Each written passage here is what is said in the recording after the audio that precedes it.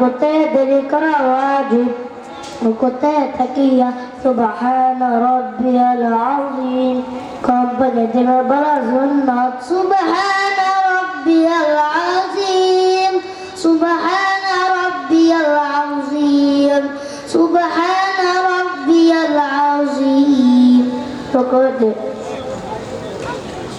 রুকুতে উঠিবার সময় সামি আল্লাহু লিমান হামিদা ربنا لك الحمد بلا سنة سمع الله لمن حمده ربنا لك الحمد ركعت شدوا كرايا دلي كرا واجب প্রথম সেদাতে যাইটি মশালা সেদাতে যাইবার সময় আল্লাহু আকবার বলা সুন্নাত আল্লাহু আকবার সেদা করা বড় সেদাতে দেরি করা ওয়াজিব সেদাতে থাকিয়া সুবহানা রাব্বিয়াল আ'লা কম্পাকে দিনের বলা সুন্নাত সুবহানা রাব্বিয়াল আ'লা সুবহানা রাব্বিয়াল আ'লা সুবহানা রাব্বিয়াল আ'লা সেদাতে উঠিবার সময় আল্লাহু আকবার বলা সুন্নাত আল্লাহু আকবার সেদাতে শুধুয়া বসিয়া দেরি করা ওয়াজিব দ্বিতীয় সেদাতে যাইটি মশালা সেদাতে যাইবার সময় আল্লাহু আকবার বলা সুন্নাত আল্লাহু আকবার সেদা করা বলা সেদাতে দেরি করা ওয়াজিব সেদাতে থাকিয়া সুবহানা রাব্বিয়াল আ'লা কম্পকে দিনের বলা সুন্নাত সুবহানা রাব্বিয়াল আ'লা সুবহানা রাব্বিয়াল আ'লা সুবহানা রাব্বিয়াল আ'লা সেদাতে উঠিবার সময় আল্লাহু আকবার বলা সুন্নাত আল্লাহু আকবার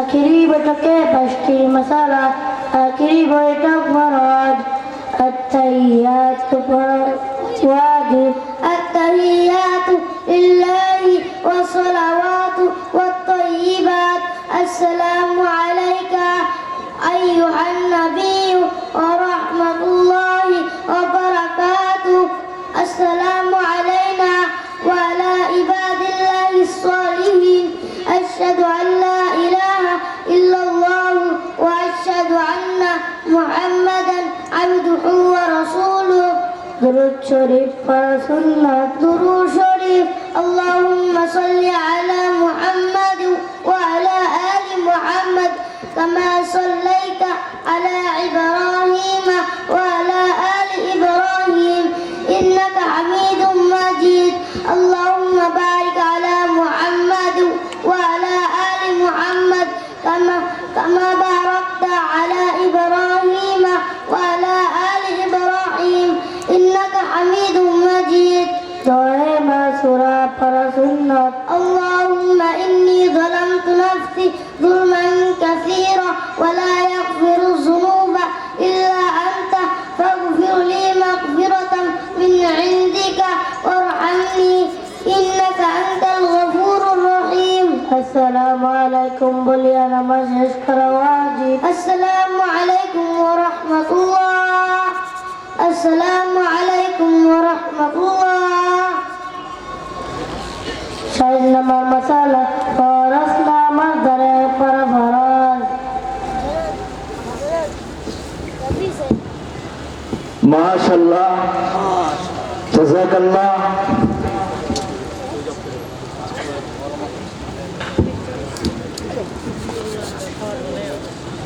আলহামদুলিল্লাহ জনাব অধ্যাপক ডাক্তার রফিকুল ইসলাম বাচ্চু ভাইয়ের পক্ষ থেকে এই ছাত্রদেরকে যারা প্রদর্শনী দিয়েছে 1000 টাকা উপহার দিয়েছেন সবাই বলে আলহামদুলিল্লাহ মাশাআল্লাহ সবাই বলে মারহাবা মাশাআল্লাহ দেখছেন ছোট ছোট বাচ্চারা এই শিশু বাচ্চারা আমাদেরকে নামাজ শিখাইয়ে দিল এটা আমরা একটু চিন্তা করে দেখি ফেসবুক ইউটিউব নিয়ে আমরা সব সময় ব্যস্ত থাকি কিন্তু 2 রাকাত নামাজ পড়ার সুরত আমি জানি না আমাদের পরিস্থিতি এমন হয়েছে গোসলের ফরজটা পর্যন্ত আমরা জানি না ওযুর ফরজগুলো আমরা জানি না কিন্তু ছোট ছোট বাচ্চারা দেখেন শিশু বাচ্চারা খেলাধুলা করার বয়স তারা আজকে আমাদেরকে নামাজ শিখাইয়ে দিল 2 রাকাত নামাজের মধ্যে কয়টি মাসআলা সুন্দর করে একজন বলল আরেকজন প্র্যাকটিক্যালি দেখায় দিল।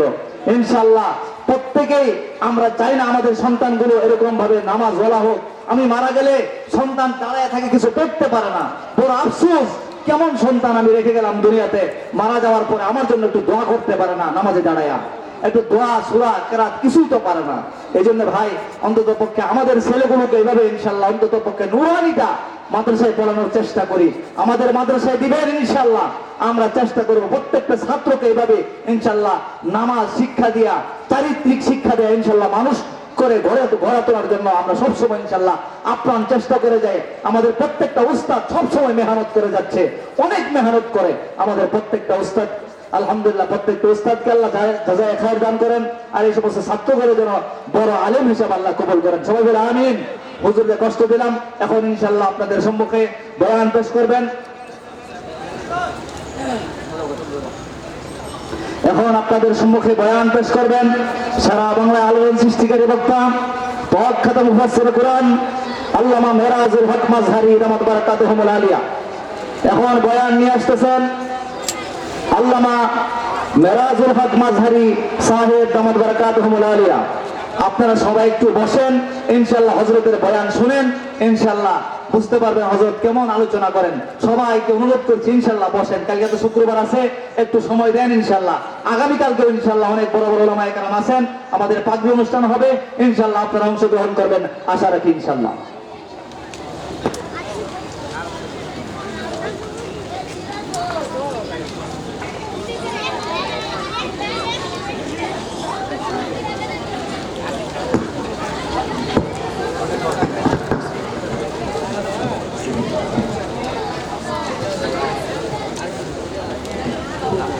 السلام عليكم ورحمة الله وبركاته. الحمد لله وكفى وسلام على عباده الذين اصطفى. أما بعد فأعوذ بالله من الشيطان الرجيم. بسم الله الرحمن الرحيم.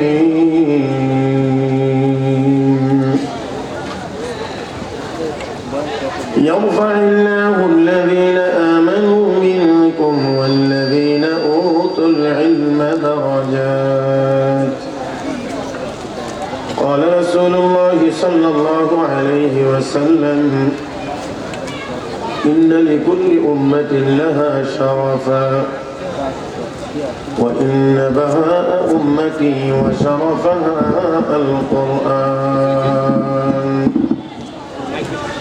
آمنت بالله صدق الله مولانا العظيم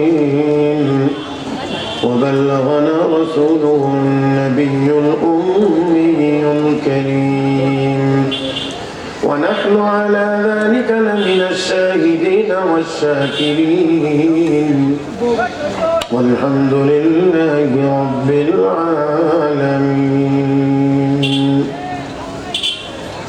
اللهم صل على محمد وعلى آل محمد كما صليت على إبراهيم وعلى آل إبراهيم إنك حميد مجيد. اللهم بارك على محمد وعلى آل محمد كما باركت على إبراهيم وعلى آل إبراهيم إنك حميد مجيد.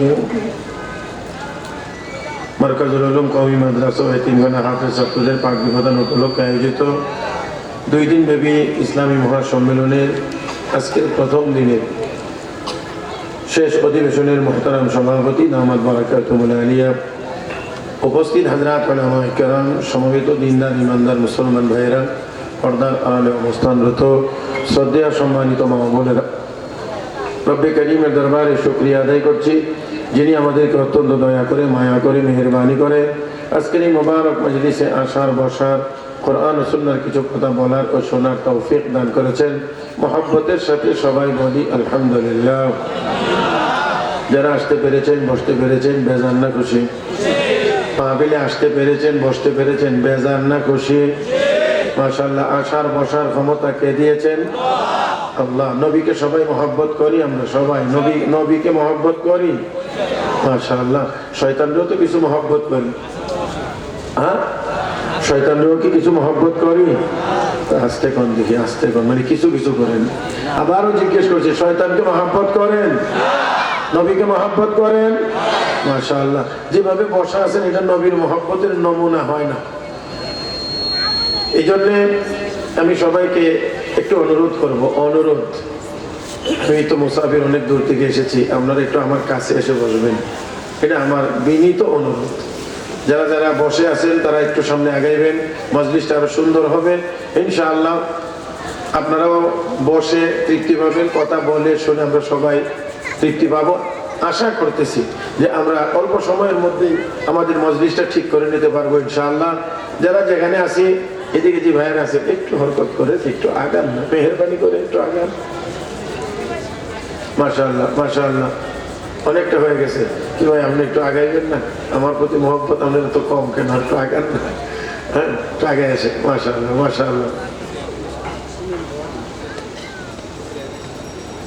না, যারা ওইখানে আছে ওনাদেরকে নিচে আইনাল, আমি এতটুকু বেয়াদবি করতে পারবো না। যারা নিচে ছিলেন আলহামদুলিল্লাহ। এবার মনে হয় হুজুর আপনি একটু বলেন তো, এবার ওনাদেরকে একটু বলে দেন, আপনারা তো সবাই চিনে জানে। এখন মজলিসকে আগের চেয়ে সুন্দর হয়েছে না খারাপ হয়েছে? অনেক সুন্দর হয়েছে, হুজুর বলছেন সুন্দর হয়েছে। আপনারা কি বেজার হয়েছেন আমার উপরে? হ্যাঁ, না এটা তো আসতে বলছেন, বেজার হয়েছেন নাকি? মাশাআল্লাহ। এতক্ষণ যে এই যে ছাত্রটা নামাজ পড়াইলো, ছাত্রটার বয়স কত হবে? আনুমানিক 60 বছর। হ্যাঁ, একটু বলেন না, একটু বলেন কত বছর হবে? এমন সন্তান কি সবার ঘরে ঘরে আসে না? আরে সন্তান তো দূরের কথা, সন্তানের বাপ তো চোরে ভাত এখন অনেকে জানে না ঠিক মতো। কথা কয় না, কথা কয় না। আমরা মুসলমান, আমরা মুসলমান, আমরা মুসলমান। 2 রাকাত নামাজ জানি না, দুনিয়ার সব জানি। হ্যাঁ, আল্লাহ, কি জানলাম আর কি জানলাম না এটাও মনে হয় মুসলমান টের পাই না। আমি একটু কড়া কথা, কথাটা একটু কড়া আর কি, এই কড়া কথাটাই শুরুতে বলে দিতে চাই, যদি সবার অনুমতি থাকে বলবো। মাশাআল্লাহ, এখানে যত মানুষ বসেছেন আমার মনে হয় যে সবাই শিক্ষিত মানুষ বলে আমার কাছে মনে হচ্ছে। কম বেশি হতে পারে, একেবারেই অশিক্ষিত মানুষ এখানে মনে হয় খুব একটা নাই। আমার কাছে মনে হয় সবাই শিক্ষিত মানুষ। একটু খেয়াল করবেন, প্রত্যেকটি মানুষ জীব, কিন্তু সকল জীব মানুষ না। আমার কথাটা বুঝছেন? সকল মানুষ জীব, কিন্তু সকল জীব মানুষ না। তাহলে আমাদের একটা অংশ জীবের সাথে, সব জীবের সাথে মিল আছে। যেমন আমরা খাই, গরুও খায়, গরু পান করে আমরাও পান করি, গরু ঘুমায় আমরাও ঘুমাই, গরু পেশাব পায়খানা করে আমরাও করি। তাহলে এই দিক থেকে এই যে জৈবিক চাহিদা, এই দিক থেকে তাদের যেমন চাহিদা আমাদেরও তেমন চাহিদা। তাহলে খাওয়া, ঘুমানো, আরো যে আনুষঙ্গিক কিছু জিনিস আছে, এইগুলো হলো জৈবিক চাহিদা। তাহলে জৈবিক চাহিদার দিক থেকে বিবেচনা করলে মানুষের চাইতে অন্যান্য জীবের চাহিদা অনেক বেশি। খেয়াল করেন, আমরা যতটুকু খাইতে পারি গরু তার চেয়ে বেশি খাইতে পারে। আমরা যতটুকু পান করতে পারি গরু তার চেয়ে বেশি পান করতে পারে। আমরা যতটুকু ঘুমাইতে পারি মিস্টার গাদা তার চেয়ে অনেক বেশি সময় ঘুমাইতে পারে। আল্লাহ, বেজার হন, আমি আগে অনুমতি নিয়ে নিছি। তাহলে দেখেন, বেশি খাইতে পারলে দামি মানুষ হওয়া যায় না, বড় জোর গরু হওয়া যায়। বেশি লম্বা সময় ঘুমাইতে পারলে দামি হওয়া যায় না, দামি হওয়া যায় না, গাদা হওয়া যায়। এবারে আর একটু কথা বলি, খেয়াল করবেন। একজন মানুষ যদি লেখাপড়া করে, শিক্ষায় শিক্ষিত হয়, শিক্ষা অর্জন করে, বিদ্যা অর্জন করে, আর এই বিদ্যার অর্থই যদি হয়, এই অর্জনের একমাত্র উদ্দেশ্য যদি হয় দুনিয়া কামাই করা, দুনিয়া উপার্জন করা, বেশি টাকার মালিক হওয়া, বেশি বেতন পাওয়া, বড় বাড়ি বানানো, বেশি পরিমাণ বেতনের দ্বারা ভালো ভালো খাওয়া আর লম্বা টাইম ঘুমানো, তাহলে আমি বলতে পারি এই শিক্ষার মাধ্যমে একজন মানুষ শিক্ষিত মানুষ হতে পারে না, সর্বোচ্চ একজন শিক্ষিত জীব হইতে পারে। কথা কি বুঝাইতে পারছি?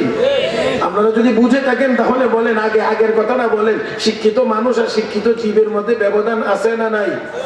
কথা কয় না, শিক্ষিত মানুষ আর শিক্ষিত জীবের মধ্যে ব্যবধান আছে না নাই? তাহলে বিদ্যা অর্জনের একমাত্র উদ্দেশ্য যদি হয় শুধু দুনিয়া উপার্জন করা, বড় বাড়ি বানানো, বেশি বেতন পেয়ে বেশি উন্নত মানের খানা খাওয়া, তাহলে সে শিক্ষিত হয়ে একজন শিক্ষিত জীব হতে পারলো, শিক্ষিত মানুষ হতে পারে নাই। প্যারা হাজিরিন, এই জন্য এই শিক্ষিত জীব দ্বারা আমাদের দেশ ভরপুর হয়ে গেছে, ভরপুর হয়ে গেছে, যার কারণে বড় শিক্ষিত হওয়ার পরে বড় চোর হয়, বড় শিক্ষিত হওয়ার পরে বড় ডাকাত হয়, বড় দুর্নীতিবাজ হয়, বড় চোর হয়, বড় বাটপার হয়। মুহতারাম হাজিরিন, কষ্ট নেবেন না, আমার কথা একটু শুনতে হবে, তারপরে ফিনিশিং হবে। তাহলে আমরা লেখাপড়া করে শিক্ষিত জীব হতে চাই না শিক্ষিত মানুষ হতে চাই? জোরে বলেন, মানুষ হতে চাই। মানুষ তো মানুষ যদি হওয়া লাগে, তাহলে দুনিয়ার সব শিক্ষার আগে যেই শিক্ষাটা লাগবে সেটা হলো ওহীর শিক্ষা লাগবে, সেটা হলো কোরআনের শিক্ষা লাগবে। এজন্য রব্বুল কারীম বলেন, আল্লাহ রহমান আল্লামাল কোরআন খালাকাল ইনসান।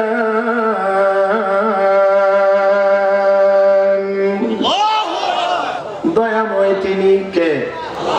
আওয়াজ করে বলতে হবে, দয়াময় কে?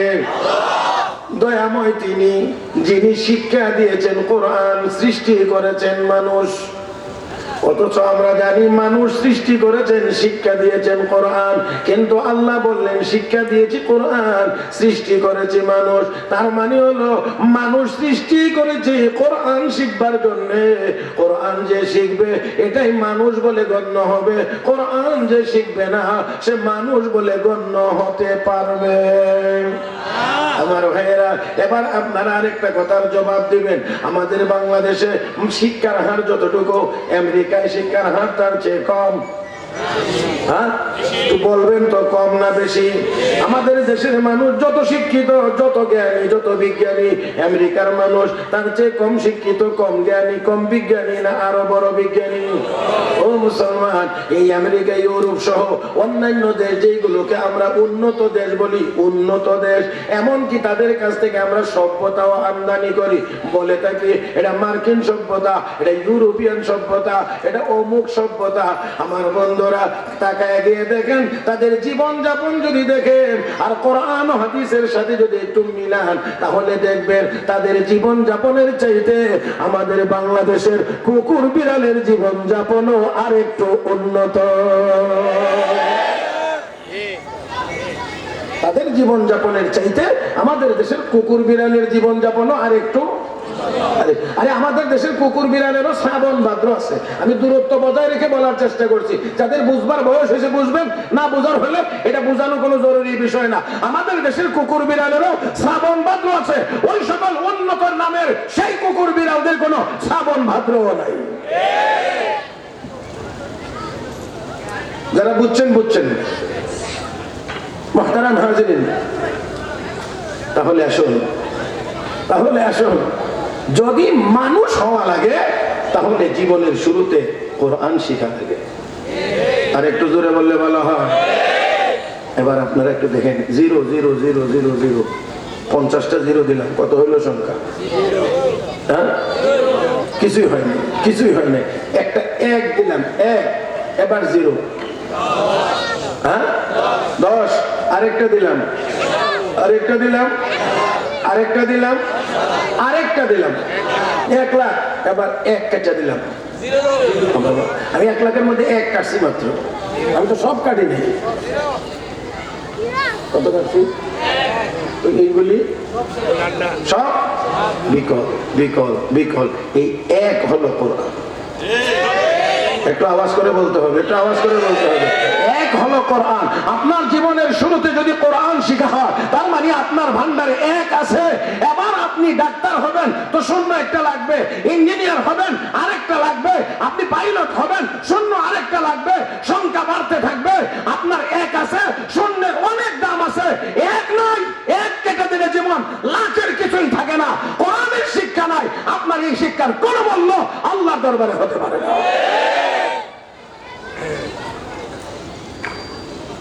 প্যারে হাজিরিন, অনেক রাত হয়ে গেছে, আগামীকালকেও মাহফিল আছে। আর ছোট্ট বাচ্চাদের প্রদর্শনী দেখে আমার মনে হয় ওয়াজের 100 ভাগের 75 ভাগ এখানেই হয়ে গেছে।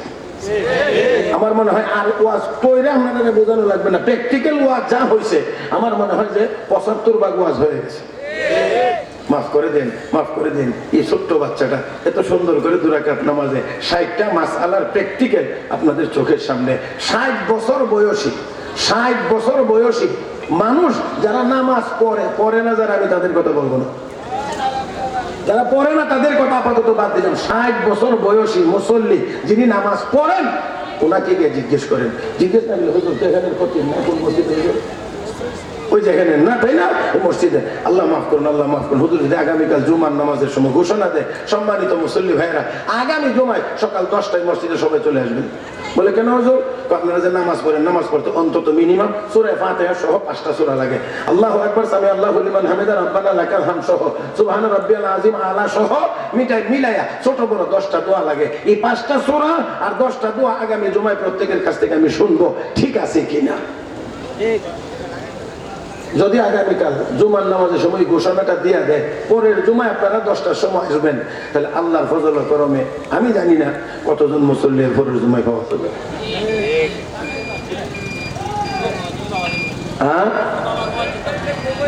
ইমাম আর মুয়াজ্জিন, আচ্ছা নেন আপনারটা আমি কদ্দুর রাখলাম, এটা ঠিক আছে। ইমাম আর মুয়াজ্জিন যাইব, চাকরি যেহেতু করা লাগে থাকবে। আমার ভাইয়েরা, বাকি হাতে গোনা কয়েকজন মুসল্লি পাওয়া যাবে কি না, এটা আমার যথেষ্ট সন্দেহ আছে। এটা আমি বলছি যারা নামাজ পড়ে তাদের ক্ষেত্রে, যারা পড়ে না তারা তো। কিন্তু এই ছোট্ট বাচ্চা আমাদেরকে চোখে আঙ্গুল দিয়ে কি দেখাইয়া দিল, একটু নিজেকে একটু মিলাইয়া দেখেন, একটু মিলাইয়া দেখেন। আমার ভাইয়েরা, শুধু খাওয়া আর ঘুমানোই যদি আমাদের উদ্দেশ্য হয়, তাহলে আমাদের বানানোর কোনো দরকার ছিল না। কারণ আমাদের যে জলহস্তি অনেক বেশি খাইতে পারে, আমাদের যে গন্ডার অনেক বেশি খাইতে পারে, বাঘ সিংহ অনেক বেশি খাইতে পারে। কিন্তু আল্লাহ রাব্বুল আলামিন আমাকে আপনাকে বানাইছেন, নিশ্চয়ই কোনো না কোনো উদ্দেশ্য তো এখানে আছে না নাই? আছে। সেটা হলো আমরা আল্লাহর গোলামি করব, আমরা আল্লাহর ইবাদত করব। কার? আওয়াজ করে বলেন, কার গোলামি করব? আমরা আল্লাহর গোলামি করব। আল্লাহর গোলামি যদি আমরা করতে পারি, দুনিয়ার সকলের উপরে আমরা রাজত্ব করতে পারবো। আমরা আল্লাহর গোলামি করি না, এজন্য রাজত্বও করতে পারি না। আর আল্লাহর গোলামি করার জন্য জানা লাগে, মানতে হলে জানতে হয়। জানার নাম ইলম, মানার নাম আমল।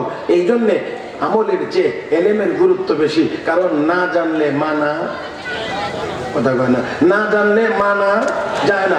এই জন্য আপনারা খুব খেয়াল করবেন, এই পর্যন্ত ইসলামের যত দুশ্মনেরা ইসলামের উপরে, মুসলমানদের উপরে হামলা করেছে, আক্রমণ করেছে, সবার প্রথম হামলার টার্গেট ছিল মাদ্রাসা। সবার হামলার টার্গেট ছিল মাদ্রাসা। কারণ এই মাদ্রাসাগুলো যদি বন্ধ করে দেওয়া যায়, মসজিদ বন্ধ করার কথা বলা লাগে না, ঈদগাহ বন্ধ করার কথা বলা লাগে না, খানকা বন্ধ করার কথা বলা লাগে না, তাবলীগ বন্ধ করার কথা বলা লাগে না আমার বন্ধুরা। কারণ মাদ্রাসা থেকে পড়ে ইমাম তৈরি হবে, মুয়াজ্জিন তৈরি হবে, খতিব তৈরি হবে, মুবাল্লিগ তৈরি হবে, আল্লাহওয়ালা পীর, খাঁটি হক্কানি পীর তৈরি হবে। মাদ্রাসা যদি বন্ধ করে দেওয়া যায়, সবগুলো অটোমেটিকলি বন্ধ হয়ে যাবে।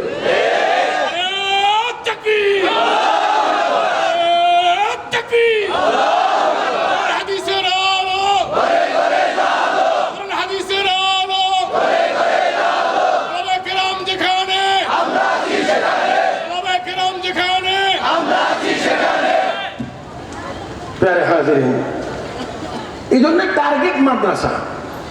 আমরা আমাদের দেশেও মোটামুটি বিগত দিনগুলোতে নাটক তামসা কম দেখছি না মাদ্রাসা। কেউ সরাসরি ডাইরেক্ট বলতে পারে না মাদ্রাসা বন্ধ করে দেবো, কিন্তু অভিনয়ে বোঝা গেছে যে মাদ্রাসা বন্ধ হয়ে গেলে যেন তাদের সুবিধা। আরো আসতে করেন, আরো আসতে করেন, আরেকটু স্ট্রং হওয়া লাগবে আমার বন্ধুরা। যত যাই কিছুই করুক না কেন, ইসলামের শিকড় এই দেশের মাটির অনেক নিচে, চাইলে কেউ টান দিয়ে উপরে ফেলে দিতে পারবে না।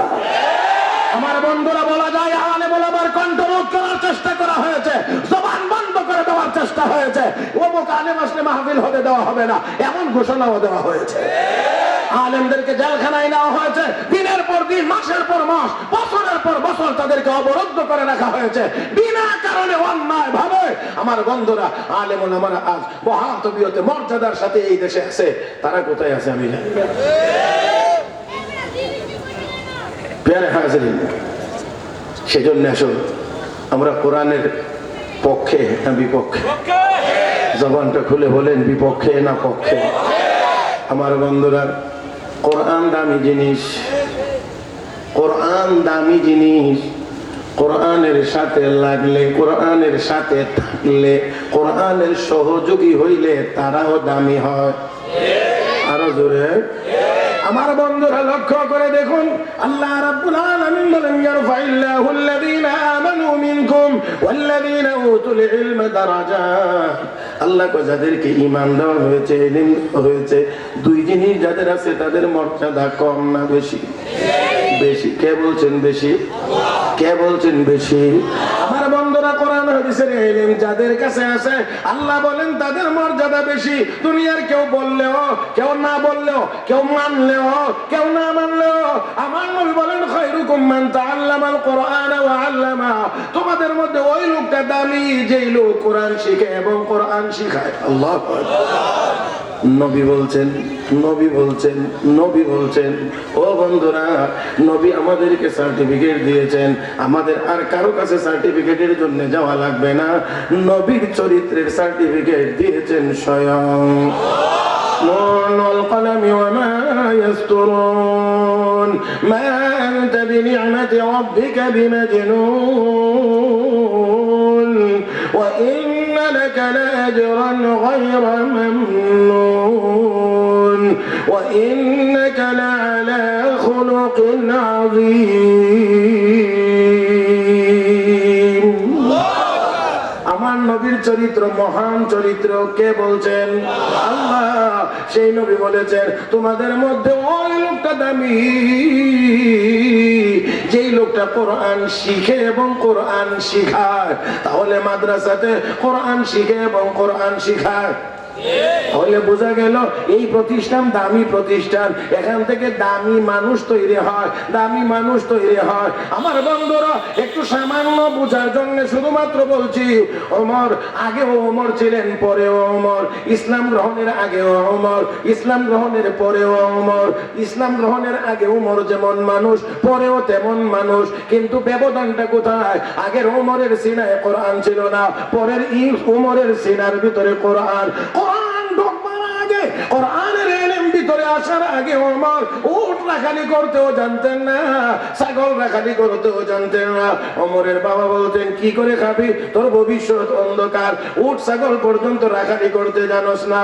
আল্লাহ রাব্বুল আলামিন সেই ওমরকে এই কোরআন শিখাইয়া এত যোগ্য বানায় দিয়েছেন। নবী বলেন লাউ কানা বাদি নবিয়্যুন লাকানা ওমর। আল্লাহ যদি আমার পরে কাউকে নবী বানাইতেন, ওমরকে নবী বানাইতেন। কিন্তু আনা খাতামুন নবিয়্যিন লা নবিয়্যা বাদি, আমি শেষ নবী, আমার পরে আর কোন নবী আসবে না। না বলে বলবেন নাই, নাই আর আসবে না মধ্যে একটুখানি ভাগ আছে, একটুখানি পার্থক্য আছে। আসবে না বললে সবসময় নাই বোঝায় না, থাকার পরেও নাও আসতে পারে। কথা থাকার পরেও নাও আসতে পারে, এটা হইতে পারে। আসে কিন্তু আসবে না। কিন্তু নাই বললে মানে নাই, আইবার তো কোনো সম্ভাবনাই নাই। এই জন্য আমার নবীর পরে আর কোন নবী, জোরে বল, আমার নবীর পরে আর কোন নবী গোলাম মোহাম্মদ কাদিয়ানী, গোলাম মোহাম্মদ কাদিয়ানী আল্লাহর মনোনীত নবী না, এটা ব্রিটিশ লাল কুত্তাদের বানানো নবী। যেই মার্কা নবী, এই মার্কা সিস্টেম। ও বন্ধুরা, দুনিয়াতে যত নবী আল্লাহ পাঠাইছেন সবাইকে সুন্দর বানাইছেন। গোলাম মোহাম্মদ কাদিয়ানীর আল্লাহ টেরা বানাইছেন। সাইদিকে সবলা এটা কি কর আল্লাহ রাব্বুল আলামিন নবীদের মাথার উপর দিয়ে করাত গেছে, শহীদ হয়েছেন, কিন্তু টয়লেটে পড়ে কেউ মরেন নাই। গোলাম মোহাম্মদ কাদিয়ানী টয়লেটে পড়ে মারা গেছে। উলামায়ে কেরাম এখানে আছেন, যেই নবী যেখানে ইন্তেকাল করেছেন সেখানেই দাফন হয়েছে। আমার আপনার নবীর ইন্তেকাল হয়েছে আম্মা আয়েশা সিদ্দিকার হুজরাত, এখানেই দাফন হয়েছে, এটাই রওজা শরীফ। আমার বন্ধুরা, গোলাম মোহাম্মদ কাদিয়ানী টয়লেটে মারা গেছে। নবী হইতে গেলে তো টয়লেটের ট্যাঙ্কিতেই দাফন করা লাগে। যে স্টাইলের নবী রাত অনেক হয়েছে, আজকে বেশি সময় আপনাদেরকে কষ্ট দেওয়া ঠিক হবে না। আমার মোটামুটি টার্গেট হলো 12টা পর্যন্ত। চলবে কি আপনাদের মনে হয়? হ্যাঁ চলবে, আর বেশি বাকি নাই, 20-22 মিনিটের মতো আছে। এই সময়টা আপনারা কি মঞ্জুর করবেন না তার আগে চলে যাবেন? হ্যাঁ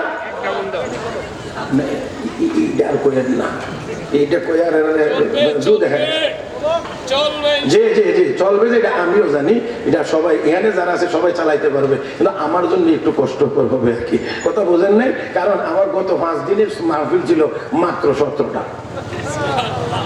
কথা বুঝতে পারেন নাই? যে জানুয়ারি মাসের প্রথম 8 দিনে মাহফিল ছিল 26টা। কাজেই আপনারা পারলেও আমার দ্বারা মনে হয় একটু জটিল এবং কঠিন হয়ে যাবে। গতকালকে এক মাহফিল ছিল দিনের বেলা সুনামগঞ্জ, তারপরে হবিগঞ্জ, আজকে মাত্র গাজীপুর, তাই না? কালকে নোয়াখালী, তারপরে দিন জোহরের নামাজের পরে একেবারে এই জাফলং এর কাছে দরবস্ত। জোহরের নামাজের পরে ওইখান থেকে বয়ান দিয়ে তারপরে গোলাপগঞ্জ, তারপরে আবার সুনামগঞ্জের জগন্নাথপুর, তারপরে হলো সুনামগঞ্জের রানীগঞ্জ। এবার দেখেন আমার সফরের তালিকা কি। এবার আপনি কয় আঙ্গুল দেখাবেন আমাকে? তারপরেও আমি এখানে মোটামুটি অনেক আগে এসেছি, তবে শিডিউল অনুযায়ী যেভাবে, আমি কর্তৃপক্ষের উপরে অসন্তুষ্ট না, বেজান না, কারণ এটারও দরকার। আমি তো বলছি যে ওয়াজ 75% ওই ইমাম সাহেব করে দিয়ে গেছে। আমার মনে হয় ওয়াজ না করলে, যদি আমি এখানে খুব বেশি বেশি আইতাম, তাহলে আজকে শুধু দোয়া করলাম, ওয়াজই করলাম না, বলে ওয়াজ আজকে যেটা করছি এটাই ওয়াজ। কিন্তু এত বেশি আশা আমার এখানে হয় নাই, তো এই জন্য আপনারা আবার রাগ করবেন, বদদোয়া দিবেন, এই জন্য কিছু কথা বলতেছি আপনাদের এখানে। আল্লাহ পাক আমাদের এই আশা, এই বসাকে কবুল করুন। জোরে বলি আমিন, আরো জোরে বলি আমিন। হুজুরের হায়াতের মধ্যে বরকত দান করো, অনেক হায়াত দান করো, আমিন। সর্বদিন সুস্থ রাখো, আমিন। মাশাআল্লাহ, এই দোয়া দিছে, দোয়ার ভিতরে আবার একটা মেসেজও আছে। এত দোয়া দিলাম, আপনি ওয়াজ কম করলে হতো না। কথা বুঝেন নাই? এটা বুঝি তো। ওয়াজের বয়স মাত্র 33 বছর। কথা বুঝেন নাই? মাত্র 33 বছর। এখানে ওই যে যুবক, ওর বয়সও 33 হয়েছে না নাকি? আন্দাজ বেশি খারাপ করে নিয়েছে নাকি? হ্যাঁ, কয় বছর হয়েছে? 33 থেকে 1 বছর কম। মাশাআল্লাহ, 32 বছর। তার মানে তুমি দুনিয়াতে আসার আরো 1 বছর আগের থেকে আমি ওয়াজ করি। হ্যাঁ, আলহামদুলিল্লাহ। যুবকের হায়াত আল্লাহ বরকত দান করুন, বলি আমিন, আরো জোরে বলি আমিন। কোরআন দামি জিনিসের নাম। আল্লাহ বলেন, কোরআনের ইলম যাদেরকে দেওয়া হয়েছে তারা, জোরে কোন, তারা দামি দামি দামি। দুনিয়ার কেউ বললেও দামি, কেউ না বললেও দামি, কেউ মানলেও দামি, কেউ না মানলেও দামি। আমার বন্ধুরা লক্ষ্য করে দেখুন, সব বলা যাবে না, আঙ্গুলে গুনে গুনে কয়েকটা বলে আল কোরআন। কোরআন, কোরআন কার কালাম? জবান বলে মহব্বতে বলবেন, কোরআন কার কালাম? আমার আল্লাহ মহান, আমার আল্লাহর কালাম মহান। আল্লাহর সাথে যেমন কারো তুলনা হয় না, আল্লাহর কালামের সাথেও কারো তুলনা হয় না। আমার আল্লাহ যেমন, আল্লাহর কালাম তেমন। ও বন্ধুরা, আল্লাহ যখন থেকে, আল্লাহর কালাম তখন থেকে। আল্লাহ যতদিন আল্লাহর কালাম থাকবে ততদিন। ও বন্ধুরা, তাহলে আল্লাহ মহান, আল্লাহর কালামও মহান। ও বন্ধু, দুনিয়াতে যদি কেউ কোনো কিছু লিখে যদি চিঠি পত্র যদি লেখে, তাহলে সাধারণত মানুষ বলে থাকে চিঠির ভিতরে যেন চিঠির লিখক লুকায়িত আছে। এই জন্য বিদেশ থেকে চিঠি আসলে মা পড়ে আর কান্দে। লোকেরা দিকে, কি গো কান্দো কেন? তোমার ছেলের কি কোনো অসুবিধা নেই? না না, আমি যেন দেখি আমার ছেলে আমার সামনে দাঁড়ায় কথা বলতেছে। লাগে এরকম, তাই না? এটা স্বাভাবিক, একেবারেই স্বাভাবিক। ও বন্ধুরা, ইরানের কোন এক বাদশা তার জবান দিয়ে হঠাৎ করে বের হয়ে গেছে, দুরুরে আবলাগ কাছে কম দিদা মাওজুদ। চিত্রামতি দেখতে কম পাওয়া যায়। চিত্রামতি, চিত্রা গরু, চিত্রা গা, আল্লাহ অনেক রং আর কি, সাদা কালোর মিক্স। হ্যাঁ, এটা চিত্রা রং মানে কয়েকটা। চিত্রামতি দেখতে বড় কম পাওয়া যায়, কথাটা বড় সুন্দর, আর মুখ দিয়ে বের হয়েছে তো এটা ফার্সি শেরের, যেটা শের শুনলাম না, কবিতার এক আধা লাইন হয়ে গেছে। এই জন্য তার মধ্যে আগ্রহ জাগছে, কৌতূহল জাগছে। দূরে আবলাগ কাছে কম দিদা মাওজুদ। পরে যদি আরো অদ্দুর বানানো যায় তাহলে পুরা 1 লাইন হয়ে যায়। চেষ্টা শুরু করেছেন, নিজে পারেন না, নিজে পারলেন না। রাজদরবারের কবি সাহিত্য সাহিত্যিক যারা, তাদেরকে গিয়ে বললেন আমার এই অংশের সাথে মিলাইয়া পরের অংশ বানায়া দেন, তারাও পারলো না। এবার আন্তর্জাতিক বাজারে ছেড়ে দিয়েছে, আমার এই অংশের সাথে অর্থ এবং ওজনের সাথে মিলাইয়া যারা যে বানায়া দিতে পারবে বড় পুরস্কার দেওয়া হবে। ভারতবর্ষের তখনকার বড় শাসক, বড় আল্লাহর ওলি আওরঙ্গজেব বাদশাহ আলমগীর রাহমাতুল্লাহি আলাইহি, ওনার ঘরে এক মেয়ে ছিল, মেয়ে বড় আলেমা, যাকে 4000 কিতাবের আলেমা বলা হয়। শুধুমাত্র 4000 ফিকহের কিতাবের আলেমা তাকে বলা হইতো। ওই বাদশাহ আলমগীরের মেয়ের কানে যখন গিয়ে পৌঁছেছে, তখন পরের অংশ উনি তৈরি করলেন। ইরানের বাদশার কথা ছিল দরুরে আবেলাগ কাছে কম দিদা মাওজুদ। বাদশাহ আলমগীরের মেয়ে পরের অংশ তৈরি করেছেন, মাগার আজকে বুতানে সুরমা আলোত। মিলেনি আবার? দরুরে আবেলাগ কাছে কম দিদা মাওজুদ, মাগার আজকে বুতানে সুরমা আলোত। ইরানের বাদশার অংশের কথা হলো চিত্রামতি দেখতে খুবই কম পাওয়া যায়। বাদশাহ আলমগীরের মেয়ের কথা হলো সুরমা মিশ্রিত চোখের পানিও দেখতে চিত্রামতির মতো। সুরমা দিতে গেলে যদি একটু পানি বের হয়ে যায়, সুরমা লাগা থাকার কারণে পানিটা চিকচিক চিকচিক চিকচিক করে। ও বন্ধুরা, যেমন মিলেছে ছন্দ তেমন মিলেছে অর্থ। লিখে পাঠাইয়া দিলেন। ইরানের বাদশা খুশি, চিঠি পাঠাইলেন পুরস্কার নেওয়ার জন্য। আসেন ইরানে, আসেন, সফর করে যান, পুরস্কার নিয়ে যান। আমরা হইলে গোষ্ঠী শুদ্ধা দূর মারলাম।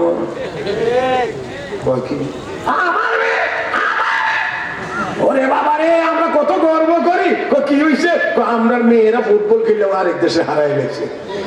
হায় হায় হায় হায় দাদা, বানকাল হায়া বাবা মাসি হায়া লজ্জা না থাকলে যেটা মনে সেইটাই করা যায়। যুবতী মেয়ে গেঞ্জি গায়ে দিয়ে আর হাফ প্যান্ট পরে বিশ্ব দরবারে গিয়ে খেলে, সারা পৃথিবীর মানুষ মিডিয়াতে দেখে, সরাসরিও দেখে, আর এটা নাকি আমাদের গর্ব। হায় হায় হায়, রুচি কতটা নিচে নামলে এরকম হইতে পারে, এরকম বলতে পারে। আমার ভাইরা, আমার বন্ধুরা, আমাদের গর্ব বলা যাইতে পারে যে হাফেজে কোরআন বিশ্ব প্রতিযোগিতায়, হেফজুল কোরআনের প্রতিযোগিতায় 80টা দেশকে পিছনে ফেলে আমার দেশের নাম উজ্জ্বল করেছে। এদের দ্বারা দেশের মান সম্মান মর্যাদা বৃদ্ধি পাইতে আছে। কিন্তু তাদের বেলায় এই কথা সকলে বলবে না, সবাই বলবে না, সবাই বলতে চাইবেও না। কৃপণতা, কৃপণতা, কৃপণতা। আমার ভাইয়েরা, চিঠি আসছে এবার বাদশাহ আলমগীরের কাছে। চিঠি, মেয়ের উপরে বড় রাগ। তোমাকে কে বলছে পণ্ডিতি করার জন্য? এই কবিতা আবৃত্তির জন্য কে তোমাকে বলেছিল? আর আজকে চিঠি আসবে তোমাকে বিদেশ যেতে হবে পুরস্কার আনার জন্য। মেয়ে ডাক দেখো, আব্বা রাগ করবেন না, দয়া করে রাগ করবেন না, আমি যাব না, যাওয়াও লাগবে না। আমি সমাধান হিসেবে আরেক লাইন লিখে পাঠিয়ে দিই। রাস্তায় করে কষ্ট হইতেছে না? কথা না কইলে বুঝে দেবো কষ্ট হইতেছে, মানে যাইতে গেছে হইতেছে নাকি? আব্বা আমি আরেক লাইন লিখে পাঠাই দেই, সমাধান হয়ে যাবে। লিখে পাঠাইছেন, দর্শকন মাগফি মানাম চবু এগুল দরবরগে গোল। দর্শকন মাগফি মানাম চবু এগুল দরবরগে গোল। আর কে দিদান মাইলে দারাদ দর্শকন বিনাদ মোরা। আর কে দিদান মাইলে দারাদ দর্শকন বিনাদ মোরা। ফুলের গ্রান যেমন ফুলের ভিতরে লুকাইতো, আমিও আমার কথার ভিতরে তেমন ভাবে লুকাইতো। অতএব যারা আমাকে দেখতে চাও, তোমরা ফুলের গ্রানের মতো আমার কথাগুলো দেখে নাও। গ্রান পাইতে হলে ফুল লাগবে, আমি আমার কথার ভিতরে লুকাইতো, আমার কথাগুলোর ভিতরে তোমরা আমাকে দেখে নাও। যে ওই মেয়ের নাম বাদশাহ আলমগীর, ওই মেয়ের নাম ছিল জীবন্নেসা।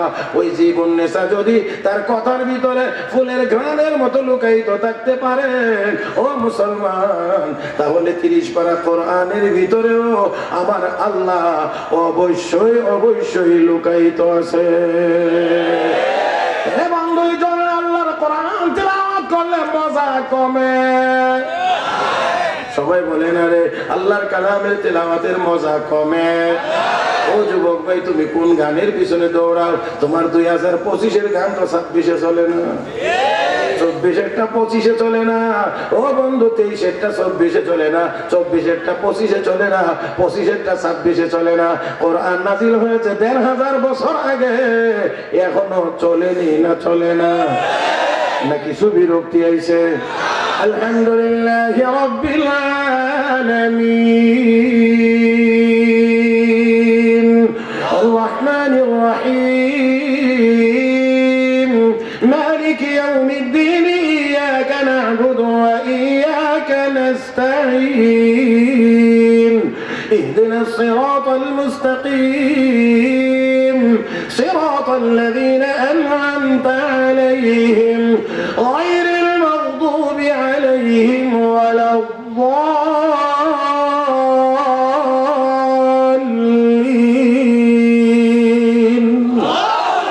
আওয়াজ করে বলেন বে মজা না মজা? আরো জোরে গান। সবচেয়ে বেশি তেলাওয়াত হয় এই সূরা। হ্যাঁ?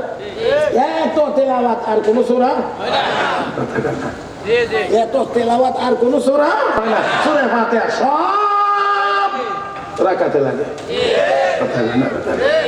তাহলে এত তেলাওয়াতের পরে এখন যে কতদূর আমি তেলাওয়াত করলাম বেমজা লাগছে। আল্লাহ মাফ করুন, আবার ভুল বুঝবেন না। আমি আমার কণ্ঠের বাহাদুরি দেখানো এখানে উদ্দেশ্য না। উদ্দেশ্য হলো আল্লাহর কোরআনের মজা বোঝানো। হাজির শুনছেন, আবারও যদি পরে কেউ ওই ছাত্ররা যদি আরো সুন্দর করে পড়বে, তারা আমার চেয়ে আরো অনেক সুন্দর। কারণ আমার তো বললাম না, ওয়াজের বয়স 33 বছর হলে লেখাপড়া তো তার আগে করছি। তাহলে ওইখানে যদি আরো 12 বছর যোগ করেন অন্তত পক্ষে, তাহলে 33 আর 12 কত 45। তার মানে আমি বক্তব্য ছিলাম আজ থেকে প্রায় 45 বছর আগে। হ্যাঁ, তো 45 বছর আগে আমরা পড়া আলিফ বে তে সে এখনের মতো এত সুন্দর করে আলিফ আলিফ মা তা সা জিম, ঠিক আছে? হ্যাঁ, ভুল হইলে কয়ে দিন। তাহলে এখন যারা পড়বে তারা নিশ্চয়ই আমার চেয়ে অনেক সুন্দর করে পড়বে। আর 24 জন হাফেজ আল্লাহ কালকে পাগড়ি নিবে। আল্লাহু আকবার। আল্লাহ আসলেই প্রশংসার দাবি রাখে, সামনাসামনি প্রশংসা না। দোয়া করি এই রেজাল্ট, এই ফলাফল যেন আরো দিন দিন বাড়তে থাকে। আল্লাহ যেন কবুল করেন, আল্লাহ যেন সব রকমের শরুর ও ফিতান থেকে হেফাজতে রাখেন। এটা একেবারে সোজা কথা না, একেবারে সোজা কথা না, অনেক কঠিন। 24 জন হাফেজ এক বছরে বের হওয়া, এটা একটা মানে আমি কি বলবো, এটা একটা মানে ঈর্ষণীয় ফলাফল। আল্লাহ প্রতিষ্ঠানকে কবুল করুন। আল্লাহ। তো তারা অবশ্যই আমার চেয়ে আরো সুন্দর যদি তেলাওয়াত শুরু করে, তাহলে দেখবেন শুনতেই থাকবেন। কি বলেন, ঠিক না? আর কোরআন আল্লাহ এমন ভাবে এত সুন্দর করে মানে আল্লাহর কালাম আল্লাহ উচ্চারণ করেছেন, কারণ এটা আল্লাহর জবান থেকে বেরিয়ে আসা। রাসূল বলেছেন তাবাররাক বিল কোরআন ফাইন্নাহু কালামুল্লাহি ওয়া খারাজা মিন। আল্লাহর নবী বলেছেন কোরআনের মাধ্যমে বরকত হাসিল করো, কারণ কোরআন আল্লাহর কালাম, আল্লাহর জবান থেকে বেরিয়ে এসেছে। আল্লাহর জবান থেকে আল্লাহর কথা এতই সুন্দর করে মিলাইয়া, এটা আমি না, শুধু হযরত ওমরের মতো ব্যক্তি শুনে এত সুন্দর তেলাওয়াত, এত সুন্দর। কষ্ট হয়ে যাবে না? হ্যাঁ, আচ্ছা 12টার পরেও যদি আরো কয়েক মিনিট হয়েই যায়, তাহলে বেশি কষ্ট হয়ে যাবে মনে হয়। নবী তেলাওয়াত করতেছেন কাবা শরীফের সামনে। الحاقة ما الحاقة وما أدراك ما الحاقة كذبت ثمود وعاد بالقارعة فأما ثمود فأهلكوا بالطاغية وأما عاد فأهلكوا بريح صرصر عاتية। সবগুলো মিলানো ছন্দের মতো মিলানো। হযরত মা লোকটা কি কোনো কবি নাকি? এত সুন্দর মিলাই এই মনে এরকম চিন্তা করতেছে, এরকম আবার কদ্দুর পরে গিয়ে দেখা যায় আরেক স্টাইল। তবে এখানেও মিলানো। ইন্নাল ইনসানা খুলিকা হালুআ ইযা মাসসাহু শাররু জাযুআ ওয়া ইযা মাসসাহুল খায়রু মানুআ। আল্লাহ, এখানে গেল মিলান। খালি বলতো তোমার কুমা লোকটা কি এত সুন্দর মিলাই পড়ে, লোকটা কি কোনো কবি নাকি? এমনি শুনে নবী তেলাওয়াত করতেছেন ওমা হুয়া বিকাউলি শাইর, কোনো কবির কবিতা না। চমকায় আরে কি কর, আমি মনে চিন্তা করতেছি উনি কোনো কবি নাকি। এখন কি উত্তর দেয় কবি না বলে, তাহলে কি মোহাম্মদ কোন লোকটা গণক নাকি, জ্যোতিষী নাকি? আমার ভিতরের খবর কেমনে জানলো? তারা মনে ভাবতো যে জ্যোতিষীরা অনেক কিছু জানে, আসলে কিছু জানে না। হাদিসে আছে একটা সত্য যদি শুনে এটার সাথে 99টা মিথ্যা মাখায়া আমরা দেশে কত মানুষ হারে, আমি মাঝে মাঝে দেখে আশ্চর্য হইতাম ছাত্র জীবনে। আমি জামিয়া ইসলামিয়া তাঁতি বাজার, যারা ঢাকা চিনেন, হ্যাঁ আল্লাহ আল্লাহ আল্লাহ দেখছেন কি কেমনি মিল লেগেছে। এই তাঁতি বাজার আমি মেশকাত জামাত করছি। এটা আপনারা জগন্নাথ আগে ছিল কলেজ, এখন বিশ্ববিদ্যালয়। এই জগন্নাথ বিশ্ববিদ্যালয়ের একেবারেই কাছাকাছি জায়গা। এই জগন্নাথ বিশ্ববিদ্যালয় যেটা জগন্নাথ কলেজ ছিল, এটা পয়েন্টে মুড়ে 10-12টা সিটি নিয়ে একটা টিয়া ফাঁকি বয়ে থাকতো। দেখছেন এই দৃশ্য কি? 10-12টা সিটির ভিতরে দুনিয়ার সব মানুষের সব সমস্যা সমাধান আছে। বুঝেন নাই? 10 টাকা দিত, 10 টাকা দেয়, দিলে টিয়া পাখির একটা সিটি উঠায় আনে। এটা পছন্দ মতো যেটা ভালো লাগে এটা আনে। এটা আনলেও এটা বইটা শোনা। তার মানে এটার ভিতরে যা আছে, এই কিতাবও যা আছে, তোমার জীবনেও আমি এত গাদাও মানুষ হয়। মৌলবী না হয় আমরা অনেক লেখাপড়া জানি না বেশি, আমরা মানুষ বেকল সে কলকল। এত লেখাপড়া করে শিক্ষিত মানুষ দেখা যায় প্যান্ট শার্ট পরা, কুট মুট লাগানো, টাই টুট লাগানো, এটি নিয়ে 10 টাকা দিয়ে সিরিয়াল দেবে। এবার এখান থেকে সিরিয়াল তোমার এই সমস্যা, ওই সমস্যা, এই সমস্যা, এই সমস্যা, এটার মধ্যে কোনো সমাধানের কথাই নেই। এই একটা সিটির ভিতরেও কোনো সমাধানের কথা নেই, যা আছে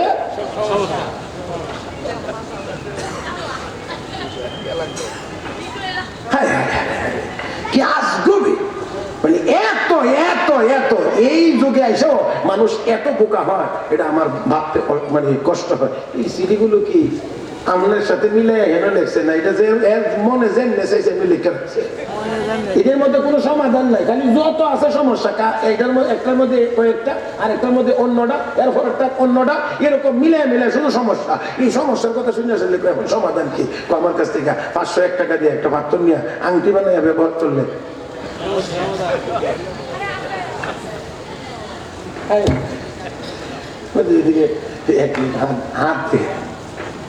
হাত দেখা না, হাত দেখা তোমার তো ভাগ্য রেখা কাটা। কি কি হইল ওইটা? ব্যবসা বাণিজ্য ভালো হবে না, সুবিধা হবে না, বিদেশ চাইতে পারবে না, বিয়ে শাদী করতে পারবে। হাত ঝাড়া দেখো রাখেন না, আমি 2 হতের বাপ।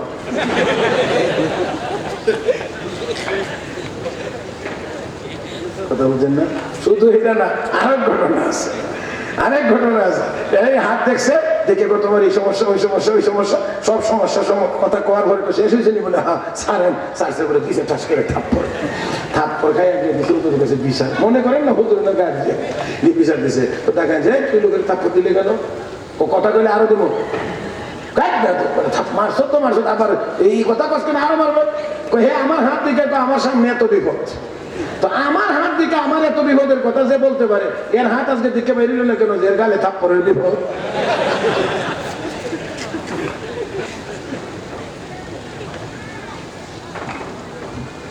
আল্লাহ আল্লাহ আল্লাহ আল্লাহ তুমি মাফ করো, আল্লাহ তুমি মাফ করো, আল্লাহ তুমি মাফ করো।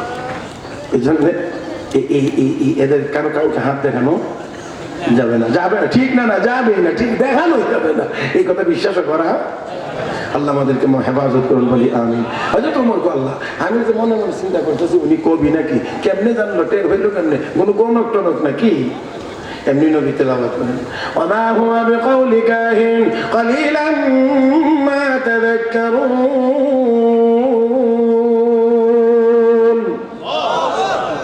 এটা কোনো গণকেরও কথা না। আশ্চর্য হইয়া এখন মনে মনে চিন্তা করেন, তাহলে যা পড়তেছেন, যা তিলাওয়াত করতেছেন, এটা পরিচয় কি? এটা কোথায় থেকে আসলো, তার কি পরিচয়? রাহমাতুল লিল আলামিন পরের আয়াত তিলাওয়াত করেন, তানজিলুম মির রাব্বিল আলামিন।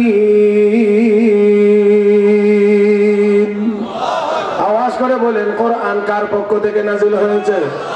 আর একটু জোরে বলেন, কোরআন কার কালাম?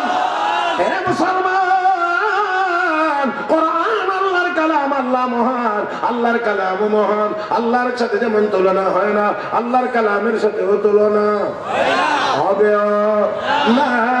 তাহলে আসুন আল্লাহর কালাম। নাম্বার 2, কোরআন লৌহে মাহফুজে সংরক্ষিত দামি জায়গা। কয়টা? দামি জায়গা। কোরআন নাজিল হয়েছে জিবরিল ফেরেশতার মাধ্যমে। জিবরাইল সমস্ত ফেরেশতাদের মধ্যে দামি ফেরেশতা। কোরআন নাজিল হয়েছে রমজান মাসের দামি মাস। কোরআন নাজিল হয়েছে লাইলাতুল কদরে দামি রাত। কোরআন নাজিল হয়েছে মক্কায় দামি জায়গা। কোরআন নাজিল হয়েছে মদিনায় দামি জায়গা। কোরআন নাজিল হয়েছে মুহাম্মদুর রাসূলুল্লাহর উপরে, তিনি দামি নবী। জোরে কন, জোরে কন, জোরে কন। তাহলে কোরআনের সাথে কোনো কম দামি জিনিসের সম্পর্ক, কম দামি জিনিসের সম্পর্ক নাই। এবার দেখি, এবার দেখি, এবার দেখি, যদি কোনো কম দামি জিনিসের সম্পর্ক কোরআনের সাথে হয়ে যায়, তাহলে এটাও কম দামি থাকে না।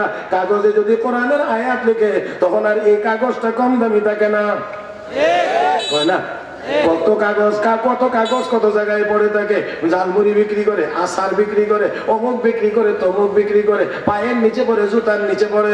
ও বন্ধুরা, কারো কোনো মায়া লাগে না, কারো মনে কোনো আফসোসও জাগে না।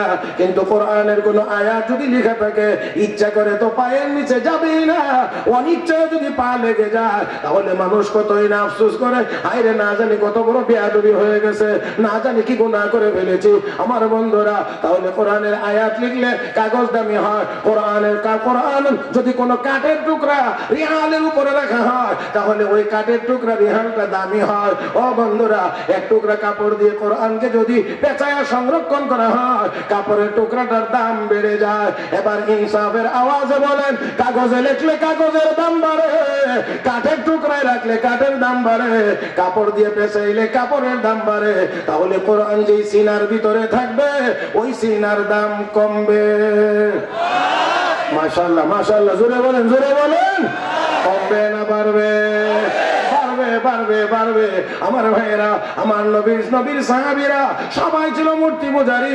আমার নবীর সাহাবীরা এই কোরআন গ্রহণ করার কারণে, এই কোরআন গ্রহণ করার কারণে দামি হয়ে গিয়েছে। এত দামি, এত দামি, কিয়ামত পর্যন্ত এত দামি মানুষ আর কোনোদিন আসবে? दुर्फशानी ने तेरे कतरों को दरिया कर दिया, दिल को रोशन कर दिया, आंखों को बीना कर दिया।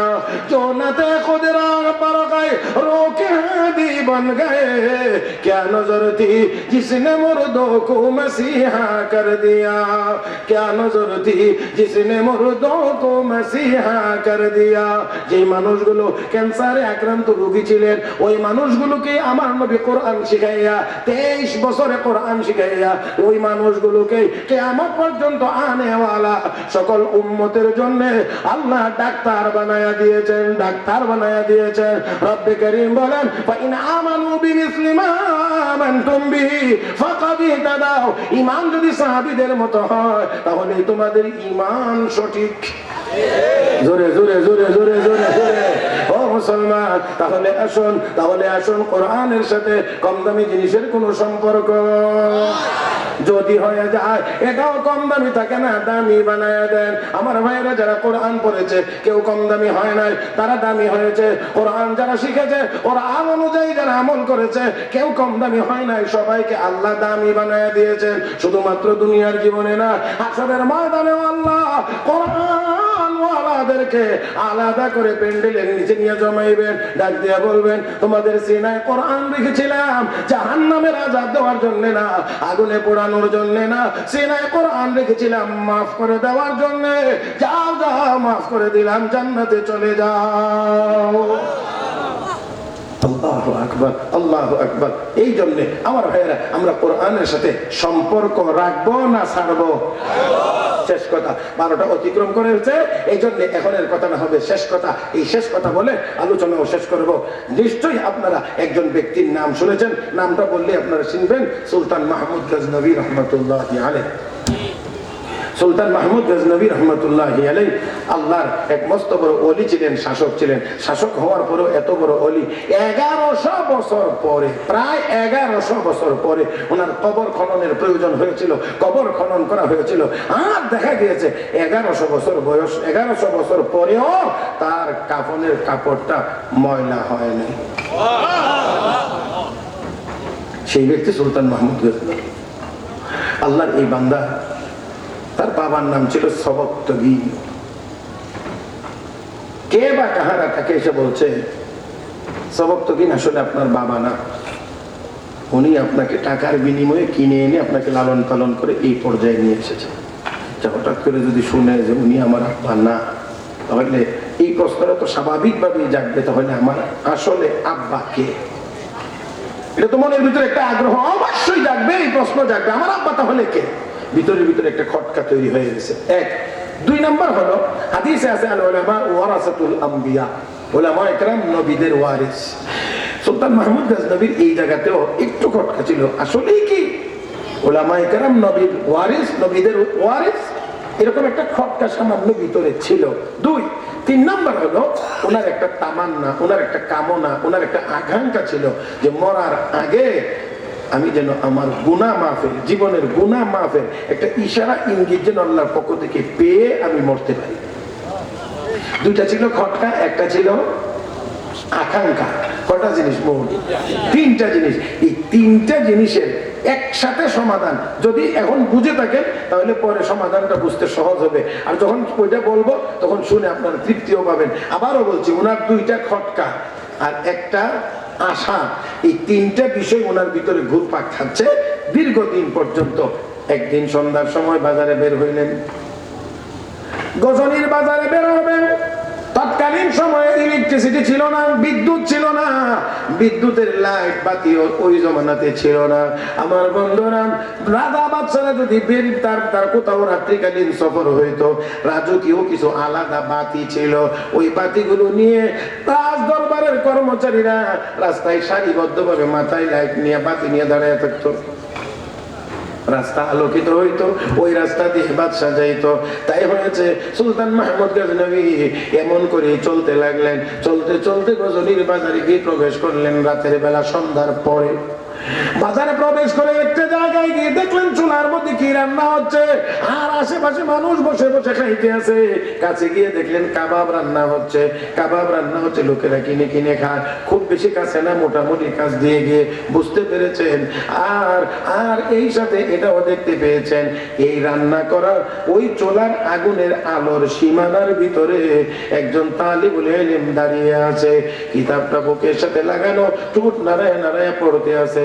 যখনই দেখার প্রয়োজন হয় তখন এই কিতাবটা নিয়ে চুলার কাছে, আগুনের কাছে গিয়ে এভাবে মেলে ধরেন।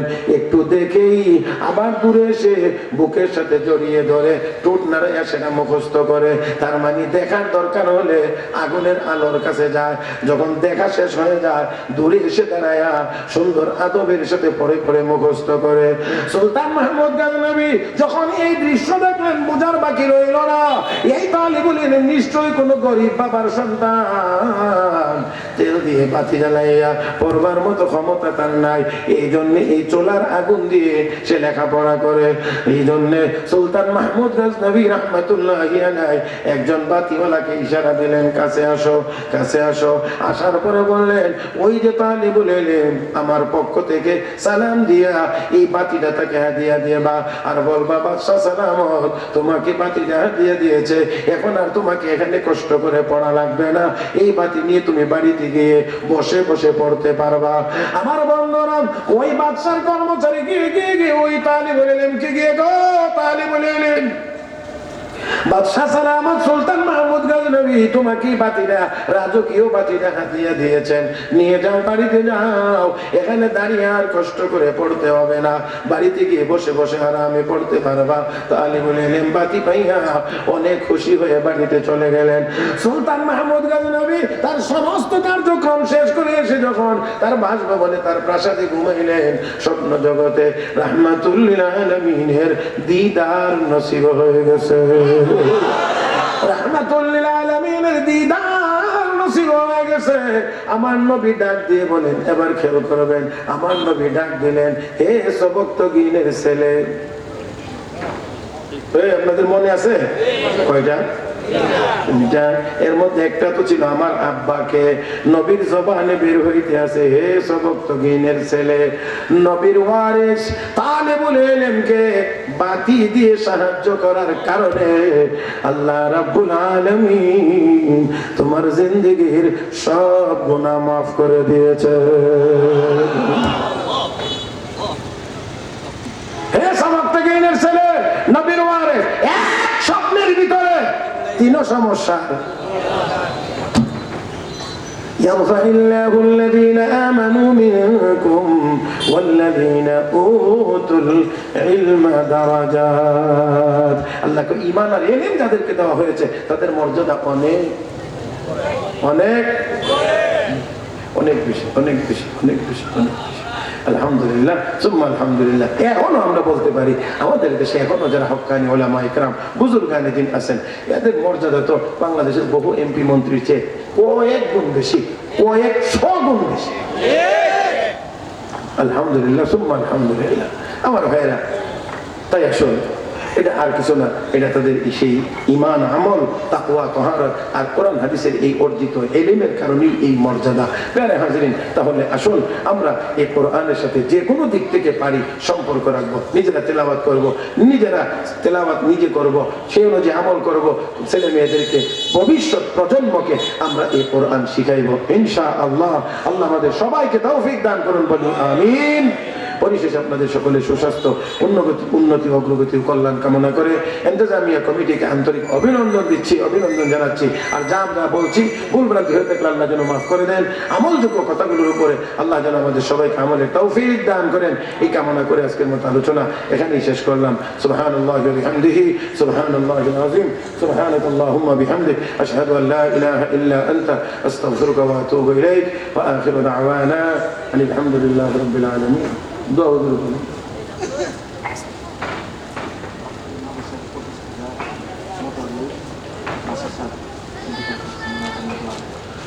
সবার জন্য দোয়া ইনশাআল্লাহ। আলহামদুলিল্লাহি রাব্বিল আলামিন والصلاة والسلام على أشرف الأنبياء والمرسلين وعلى آله الطيبين وأصحابه الطاهرين. اللهم اهدنا فيمن هديت وعافنا فيمن عافيت وتولنا فيمن توليت وبارك لنا فيما أعطيت وقنا برحمتك واصرف عنا شر ما قضيت فإنك تقضي ولا يقضى عليك فإنك تقضي ولا يقضى عليك فإنك تقضي ولا يقضى عليك إنه لا يعز من عاديت ولا يذل من واليت تباركت ربنا وتعاليت نستغفرك اللهم ونتوب إليك نستغفرك اللهم ونتوب إليك ربنا آتنا في الدنيا حسنة وفي الآخرة حسنة وقنا عذاب النار ربنا هب لنا من أزواجنا وذرياتنا قرة أعين واجعلنا للمتقين إماما رب اجعلني مقيم الصلاة ومن ذريتي ربنا وتقبل دعاء ربنا اغفر لي ولوالدي وللمؤمنين يوم يقوم الحساب رب ارحمهما كما ربياني صغيرا رب ارحمهما كما ربياني صغيرا يا الله আমাদের জিন্দেগির সব গুনাহ মাফ করে দাও আয় আল্লাহ পবিত্র জুমার রাত্রিতে তোমার শাহী দরবারে হাজির হই মালিক দয়া করে আমাদের জিন্দেগির সব গুনাহ মাফ করে দাও আমাদের আব্বা আম্মার গুনাহ মাফ করে দাও আমাদের স্ত্রী সন্তানদেরকে মাফ করে দাও আমাদের ভাই বোনেদের সহ तमाम পৃথিবীর সকল মুসলমান নারীকে মাফ করে দাও আল্লাহ সবাইকে পরিপূর্ণ হেদায়েত নসিব করে দাও সমস্ত মাজলুম মুসলমানদেরকে হেফাজত ফরমাও আয় আল্লাহ तमाम পৃথিবীর মাটির নিচে শহীদ সকল মুমিন মুমিনাতের কবরের আযাব মাফ করে দাও আয় আল্লাহ আমাদের মধ্য থেকে যাদের আব্বা নাই আম্মা নাই দাদা নাই দাদি নাই নানা নাই নানি নাই ভাই নাই আল্লাহ যারা কবর জগতের বাসিন্দা হয়ে গেছেন মালিক জানি না কার কবরে কি হবে আল্লাহ তোমার দরবারে ফরিয়াদ কারো কবরে আর আযাব দিও না আল্লাহ কারো কবরে আর আযাব দিও না আল্লাহ সকলের কবরে আযাব মাফ করে দাও সকলের কবরগুলোকে জান্নাতের বাগান বানায় দাও আয় আল্লাহ মাদ্রাসার প্রতিষ্ঠাতা মুতাওয়াল্লি ইন্তেকাল করেছেন তার কবরকে জান্নাতের বাগান বানায় দাও আয় আল্লাহ আমাদেরকে কবরে নেওয়ার আগে আগে পরিপূর্ণ ঈমানদার বানায় দাও ও মালিক আযাবের উপযুক্ত করে কবরে দিও না আল্লাহ সাত বিচ্ছুর কবরের উপযুক্ত করে কবরে নিও না আল্লাহ জান্নাতি পোশাক আর জান্নাতি বিছানার উপযুক্ত বানায় আমাদেরকে কবরে ইয়া আরহামার রাহিমিন। আয় আল্লাহ, আজকে এই জলসাকে কবুল ও মঞ্জুর করে নাও। আল্লাহ, কোরআন হাদিসের আলোকে যা কিছু বলছি শুনছি, ভুল ভ্রান্তি হয়ে থাকলে ক্ষমা করে দাও। আমলযোগ্য কথাগুলোর উপরে আমলের তৌফিক দাও। আগামীকালকে মাহফিলকে ভরপুর কামিয়াবি নসিব করে দাও। আয় আল্লাহ, যে মাদ্রাসার উদ্যোগে ইন্তজাম মাদ্রাসাকে কবুল করে নাও। জামি হাজাত তোমার গায়েব থেকে পুরা করে দাও। সব রকমের ফিতনা ফাসাদ থেকে হেফাজত ফরমাও। ইয়া আরহামার রাহিমিন, ইয়া আরহামার রাহিমিন। এই মাদ্রাসার সাথে যারা যতভাবে সম্পৃক্ত, আল্লাহ মুহিব্বিন, মুতাআল্লিকিন, মুআবিন, মাদ্রাসার মুহতামিন, ছাত্র শিক্ষক, আল্লাহ সবাইকে তোমার পেয়ারা বান্দা বান্দি হিসেবে কবুল ও মঞ্জুর করে নাও। রব্বুল আলামিন, আয় আল্লাহ, আমাদের মধ্যে যারা অভাবী আছেন অভাব দূর করে দাও। যারা ঋণগ্রস্ত হয়ে গেছেন ঋণ থেকে উদ্ধার করে দাও। আয় আল্লাহ, যারা অসুস্থ আছেন পরিপূর্ণ সুস্থতা নসিব। আল্লাহ, সকল রোগীদেরকে পরিপূর্ণ সুস্থতা নসিব। আল্লাহ, আমাদের সুস্থতাকে তোমার ইবাদতের জন্য কবুল ও মঞ্জুর করে দাও। আয় আল্লাহ, সোনার মক্কা মদিনা জিয়ারত আমাদের সকলের জন্য বারবার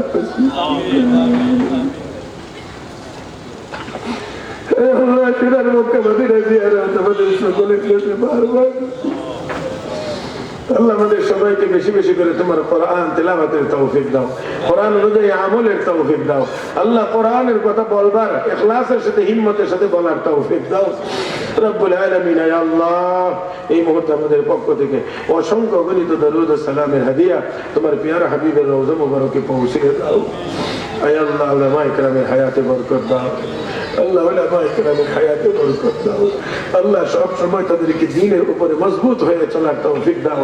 আল্লাহ, দ্বীনের খিদমত আর হিম্মত আর ইখলাসের সাথে আঞ্জাম দেওয়ার তৌফিক দাও। আল্লাহ, খাস করে আমার বাম পাশে যিনি বসা আছেন, আল্লাহ, তাদেরকে তুমি দীর্ঘ নেক হায়াত নসিব করে দাও। আল্লাহ, আল্লাহ, দয়া করে তাদেরকে তুমি সব রকমের বিপদ আপদ থেকে হেফাজত ফরমাও। আয় আল্লাহ, এই মুহূর্তে আমাদের পক্ষ থেকে অসংখ্য গণিত দরুদ ও সালামের হাদিয়া তোমার পিয়ারা হাবিবের রওজা মুবারকে পৌঁছে দাও। তোমার হাবিব রাসূল আমাদের দোয়াকে কবুল ও মঞ্জুর করে দাও। ربنا تقبل منا إنك أنت السميع العليم وتب علينا إنك أنت التواب الرحيم وصل اللهم وسلم وبارك على محمد وعلى آله وصحبه أجمعين آمين آمين برحمتك يا أرحم الراحمين. السلام عليكم ورحمة الله.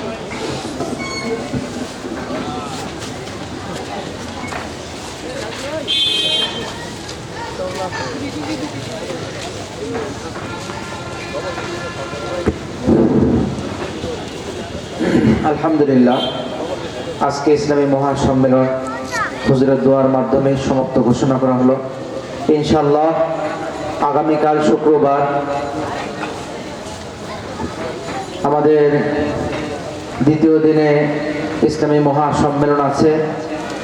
আপনাদের সকলকে আগামীকালের সকলকে দাওয়াত, ইনশাআল্লাহ সকলে আসবেন।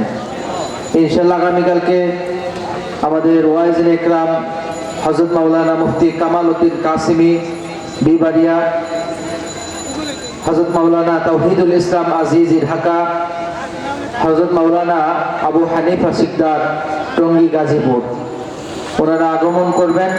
ইনশাআল্লাহ আপনারা সকলেই আগামীকালকে আবার উপস্থিত হবেন। আল্লাহ তাআলা আমাদের সকলকে কবুল করুন।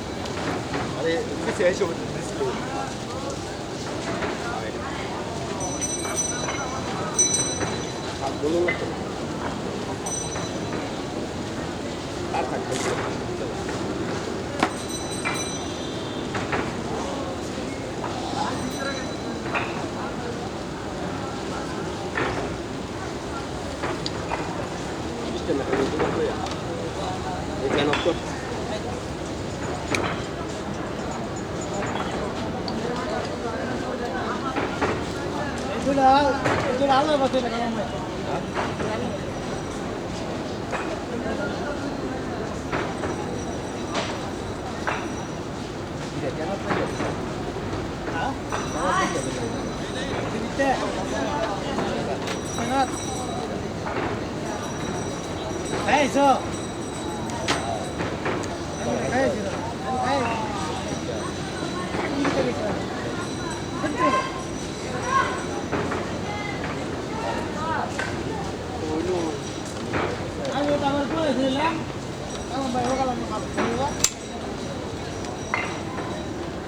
হইছে না